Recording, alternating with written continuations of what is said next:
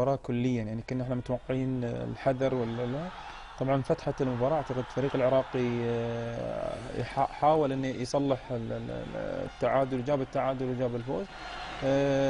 يعني ما خلى المباراة تروح اكثر من 16 دقيقة.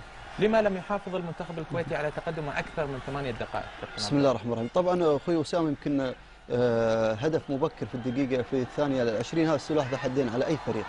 ممكن تنقلب النتيجه عليك او ممكن انت تزيد الفارق. فاللي حصل ان بعد الهدف استرخاء المنتخب الكويتي ثم ضغط من جانب المنتخب العراقي. توقع المباراه تنتهي بشكل اسهل مما توقعوه هم ايضا؟ طبعا المباراه الحقيقه الفريقين قدموا اداء، شاهدنا مباراه جميله. الهدف التعادل العراقي جاء من خطا، يعني تغيير اتجاه من لاعب احد اللاعبين الحيطه ثم تسجل هدف. لولا الهدف هذا ما كان في الدقيقه 5 لو ما تسجل المنتخب العراقي ممكن الكويت راح يكون مسيطر على المباراه. ايضا الشجاعه اللي شفناها من المدرب دوران لو مدرب اخر ما يعملها، ممكن هذه مغامره في خروج لاعب محور ودخول حمد العنزي ونزول عوده عبد العزيز المشعان مكان جراح. كابتن مبارك، تغييرات الفريقين هي التي قادت المباراه الى الانتهاء بالتعادل، اعني دخول الحارس الاحتياطي علي العراقي ودخول ايضا حمد العنزي.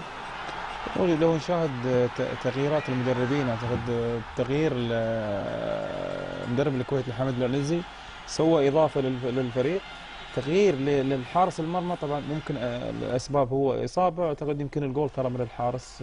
وهذا اللي كنت اعنيه، ان التغييرين هما من ساهما بدخول الهدف الثاني للمنتخب الكويتي والتعادل. مباشره مشاهدينا الكرام، نتحول